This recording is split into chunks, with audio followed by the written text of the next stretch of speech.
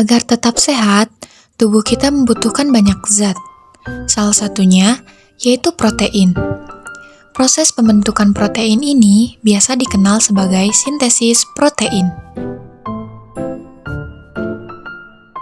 Tapi pernah nggak sih kita bertanya, mengapa tubuh kita harus membuat protein?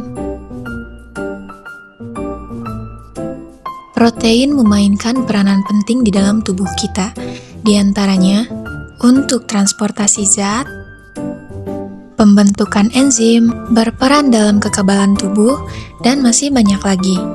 Untuk itulah tubuh kita memerlukan banyak protein. Lalu, bagaimana proses terjadinya sintesis protein?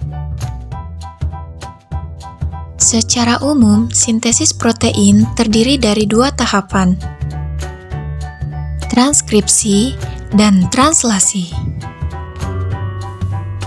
Transkripsi merupakan pembuatan salinan mRNA yang berasal dari DNA. Sedangkan translasi adalah penerjemahan mRNA menjadi protein.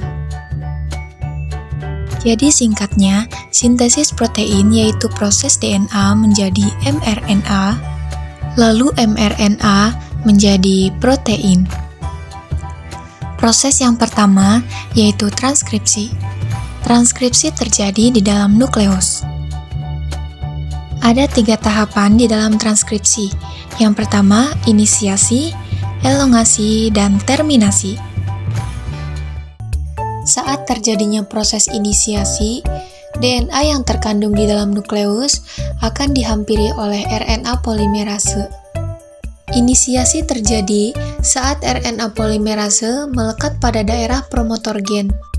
Pada saat itu, RNA polimerase mulai membentuk mRNA dengan melalui cetakan DNA template.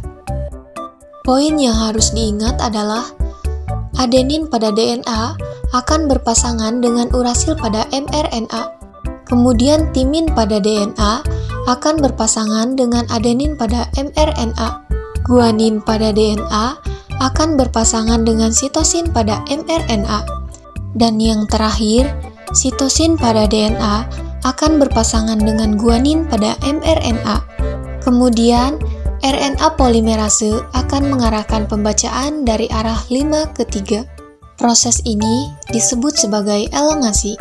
Transkripsi akan berakhir saat RNA polimerase telah sampai pada daerah terminator.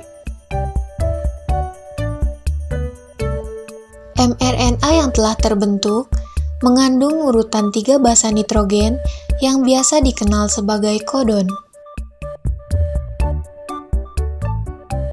Selanjutnya, mRNA yang dikenal sebagai kodon ini akan meninggalkan nukleus melalui pori-pori nukleus menuju sitoplasma untuk memulai proses translasi. Setelah menyelesaikan tahap transkripsi, mRNA yang berada di dalam nukleus akan berpindah ke daerah sitoplasma, di mana akan ditemukannya ribosom. Hal ini dilakukan untuk melanjutkan tahap translasi.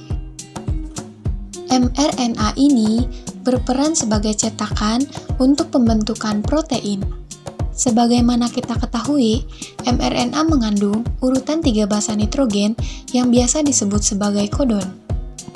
Sehingga, yang harus kita ingat adalah translasi merupakan proses penerjemahan mRNA yang akan dibuat menjadi protein. Hal yang perlu diingat juga dalam translasi yaitu pairing rules atau aturan pemasangan basa nitrogen.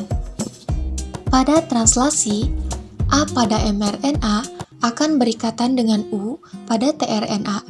U pada mRNA akan berikatan dengan A pada tRNA. Kemudian G pada mRNA akan berikatan dengan C pada tRNA. Dan C pada mRNA akan berikatan dengan G pada tRNA. Sama halnya dengan transkripsi, pada translasi juga memiliki 3 tahapan, yakni inisiasi, elongasi, dan terminasi. Tahap inisiasi terjadi ketika ribosom unit kecil terikat dengan mRNA.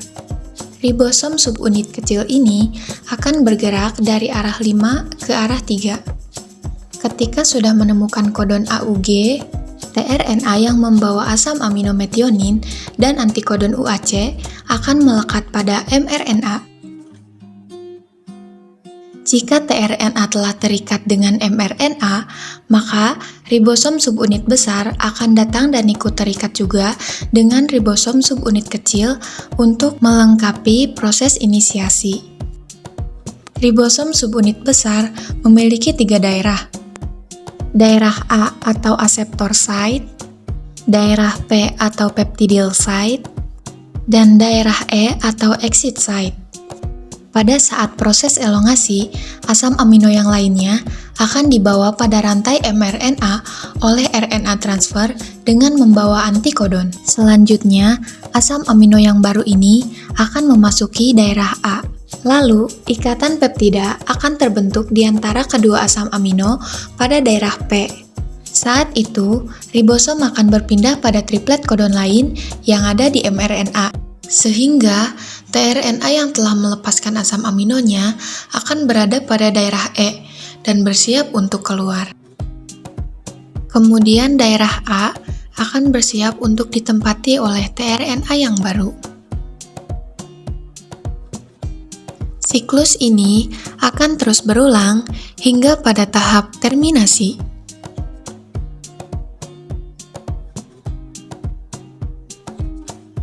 Terminasi terjadi ketika salah satu dari 3 stop kodon berada pada daerah A. Kodon ini dikenali oleh protein yang dikenal sebagai release factor. Ketika release factor memasuki daerah A, secara otomatis polipeptida akan rilis dari ribosom. Kemudian ribosom pun akan terpisah dan bersiap untuk melakukan translasi yang baru. Nah, polipeptida inilah yang dikenal sebagai protein.